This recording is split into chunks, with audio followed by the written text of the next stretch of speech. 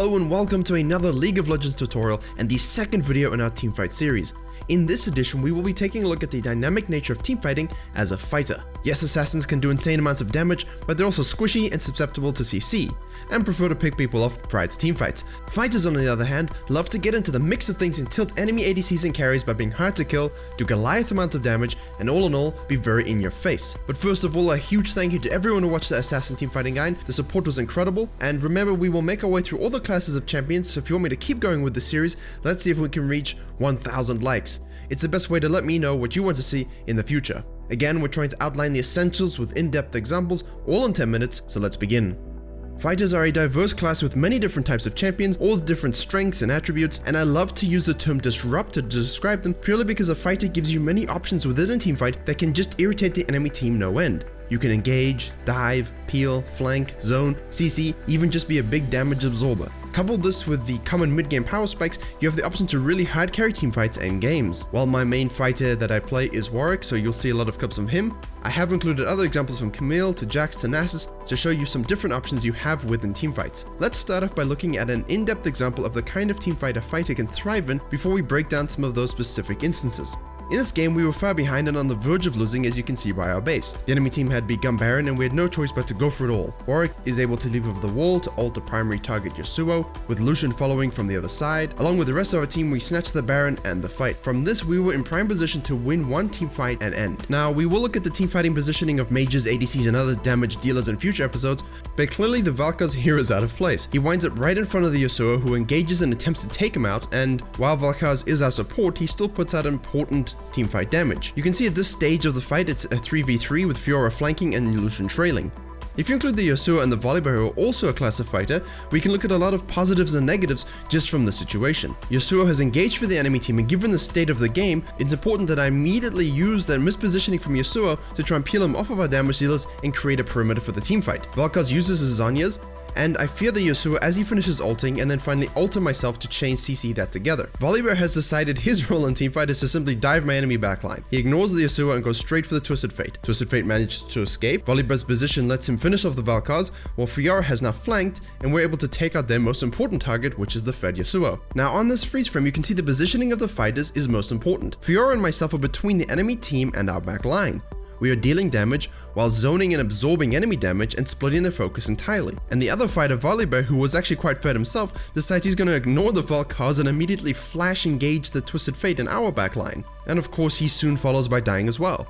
The Lee Sin is focused on trying to help the bear, while Brand wants to unleash his full fiery combo on my other two carries. However, the decision from Yasuo and Volibear to engage in that way has completely created this void in the enemy team, where Jhin now can't really afford to get close enough because he has no peel, and Brand no longer has any form of cushion between the enemy damage and CC and himself, while Fiora and Warwick are alive and sitting in the middle of the fight, giving space, absorbing damage, and in my case providing CC. A lot of fighters have the singular focus of engaging and diving instead of thinking more dynamically about what they need to do. And because of their decision, Jhin and Lee Sin have nothing left to do, no team to back up when they get chased down by Fiora, which is what she does best, and now we've aced him and we can win the game. While the Yasuo entirely thought of engaging, Volibear is flashing on a separate target and Brand is ignoring what's in front of him to try reach the backline, leaving split focus, zero peel versus a team who dealt with the targets in front of them and kept the fighters as zoning tools and cushions between the damage dealers. Now based on this example, we will spring off and look at some specific instances in more detail, and the important questions to ask yourself before teamfight is, am I the primary engaged CC, or should I instead be following up? Conversely, as you saw in the Assassin teamfight video,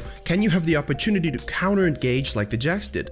That fight with Evelyn was excellent from an assassin's point of view, being able to take out both damage dealers, but it wouldn't have been possible without the fighter Jax forcing Orianna's flash and counter-engaging with a CC and rotation. Another example with Jax here shows that a fighter's ability to dive, CC, and burst the enemy backline, the carries, completely win fights and games for you. And yes, he used his CC following the CC of his Vayne. It's important to play off of your team CC when you're diving, or you'll be like this Camille going in headfirst into the enemy team and simply being taken out. If you are Camille, or Jax, or Warwick, you all have the ability to jump in CC and isolate. Even in this game where as a heavy split pusher I knew the only reason we couldn't do anything was due to the huge enemy Lux.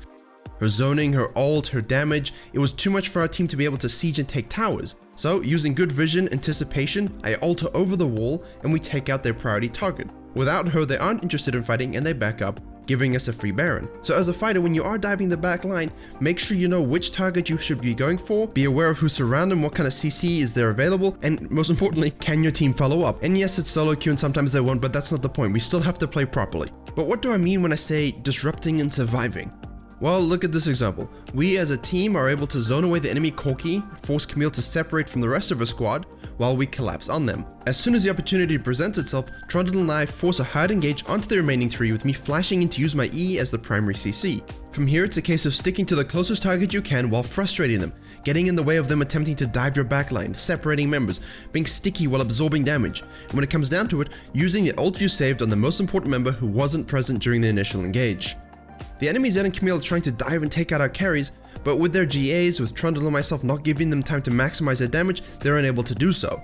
This leads to a one team fight. We're simply disrupting, getting in the way, ceasing, and while just being annoying. The same occurs in this team fight I showed in my Warwick breakdown video. I engage using TF's ult, which gave me vision, I fear 3 of them, and we simply disrupt their ability to do what they want to do in the team fight. The enemy Vlad is gone and there is no way for them to take out our damage dealers, and instead have to fend off a sticky Warwick and Kled sitting in the middle of the fight.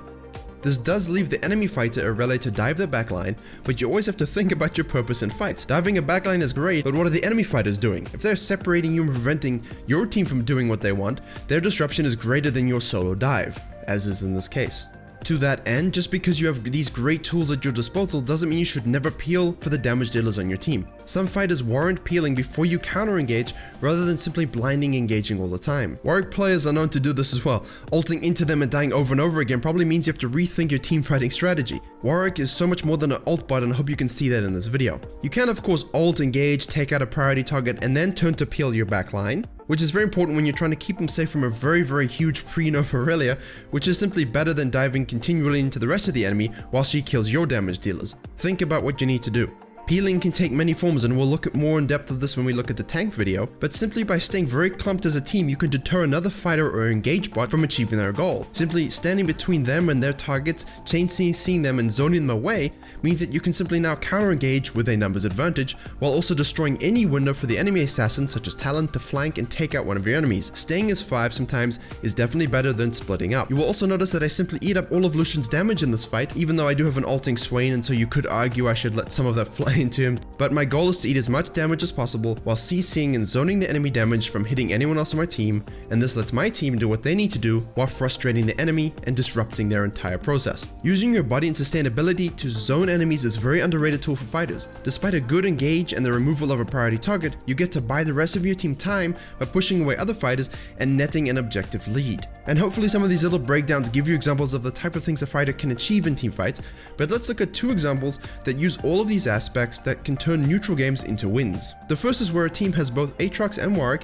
and the impact their presence has in turning a game around. First, note how the Aatrox is teleported in and immediately ults and goes straight into the middle of the enemy team. He wants to zone, disrupt, and absorb damage, while Warwick on the other hand is looking to ult and pick off anyone who wants to break away from the main group. Zyra and Cho'Gath have forced the blue side's bot lane to back up and be detached from the fight, but as Zyra attempts to retreat, Warwick and Aatrox immediately close the door and take her out.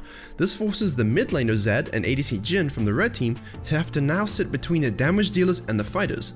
And this can be a good and a bad thing. While it's good that it gives them access to the enemy carries, both Aatrox and Warwick are now engaged in different objectives. Aatrox will zone and engage Jhin while Warwick attempts to peel Zed and Cho'Gath from the Kai'Sa. The Ahri Aatrox combo is too much for the Jhin without any peel, a reason why Lee Sin isn't always the best fighter for these types of games. All the while, Warwick's crucial E fear on the Zed prevents him getting an ult off, and now they can focus on keeping Cho'Gath away from ulting Kai'Sa. 2 fighters using all aspects I mentioned in this video to completely dictate the teamfight's outcome. And finally, never forget the big doggy. Referencing back to the failed Camille engage earlier, you can see that a meat shield that simply zones the enemy team from your ADC while everyone else dishes out damage, but yet no one can kill the Nasus, is a very in-your-face fighter style that is shared with the likes of Darius and Garen. Being that sticky meat shield means that while the ADC has to deal with you, your ADC is able to dish out damage freely. Naturally, the more finesse-based fighters such as Camille and Fiora will look for different types of engages through flanks, TP dives, and chase downs, but all the core principles remain true, and you have to focus on what's needed in fights for you to win them. As a much more diverse class than assassins, it can be very difficult to analyze every possible way of teamfighting with fighters, but I hope this gives you more than enough examples and ideas from priority target engages to peeling that you can use to carry your teamfights in solo queue. And yes, as you can see, in and out team play is still important, even if your miles are how wasted are in the Lissandra, instead of the Vayne. Thank you very much for watching. Please don't forget to like, comment, and share if you learned something. Subscribe for more League of Legends and jungle tutorials coming soon. Check the description below if you wish to support the channel by formally joining our community. And as always, I will see you all in the next tutorial.